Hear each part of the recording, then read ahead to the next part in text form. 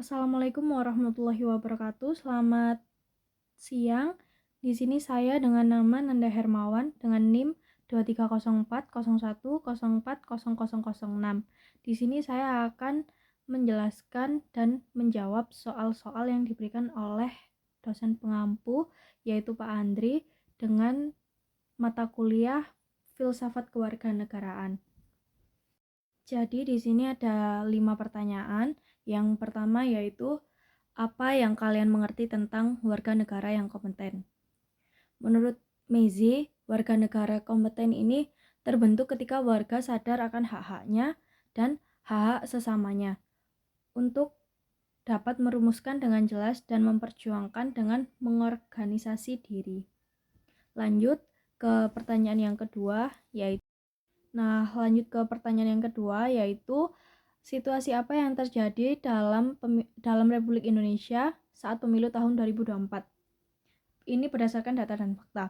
Nah, yang saya dapat dari antikorupsi.org, Koalisi Masyarakat Sipil bersama jaringan melakukan pemantauan kecurangan pemilu di 10 provinsi, yaitu Aceh, Sumatera Utara, Jawa Barat, Jawa Timur, Banten, Jawa Tengah, Bali, Nusa Tenggara Timur, Sulawesi Selatan, dan Kalimantan Timur. Nah, pemantauan ini mengumpulkan informasi dugaan kecurangan pemilu baik melalui pemantauan lapangan ataupun penelusuran informasi di sosial media dan pemberitaan di media. Pemantauan lapangan yang dimulai dilakukan sejak 25 Januari 2024 tidak mencakup semua daerah, melainkan sebagian besar di ibu kota provinsi ataupun kabupaten atau kota lain yang masih terjangkau oleh pemantau. Hingga 10 Februari 2024, terdapat setidaknya 53 masalah dan dugaan kecurangan pemilu yang ditemukan dan telah diverifikasi secara mandiri. Temuan terbanyak berkaitan dengan Pileg 22 dugaan dan disusul temuan terkait Pilpres 21 dugaan. Sisanya merupakan kombinasi keduanya dan terdapat pula dugaan pelanggaran penyelenggara pemilu yang tidak secara spesifik terkait Pileg atau Pilpres. Misalnya yaitu terkait dengan dugaan pemotongan honor bimbingan teknis kelompok penyelenggara pemungutan suara atau KPPS di Tasikmalaya.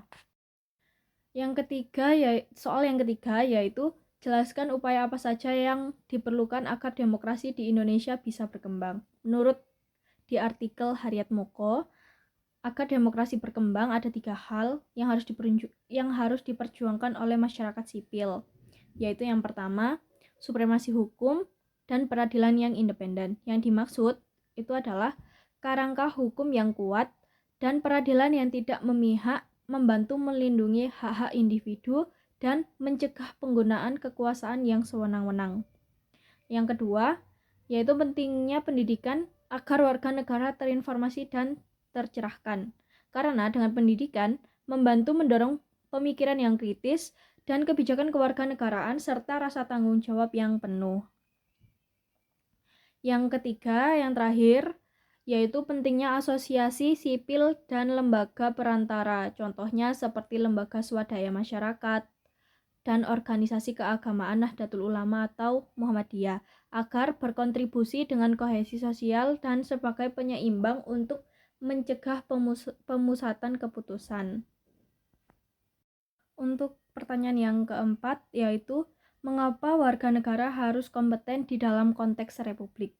Nah, warga negara ini harus kompeten karena memiliki kewajiban yang penting untuk usaha pembelaan negara, serta kesadaran dan partisipasi warga negara dalam proses pembangunan dan pertahanan negara yang sangat penting untuk menjaga keamanan dan keutuhan wilayah negara.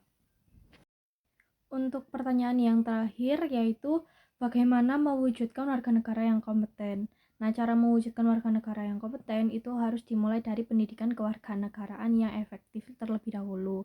Selain dari pendidikan, juga ada dari administrasi publik yang berorientasi pada kepentingan masyarakat dan partisipasi warga negara dalam proses pembangunan dan pertahanan negara.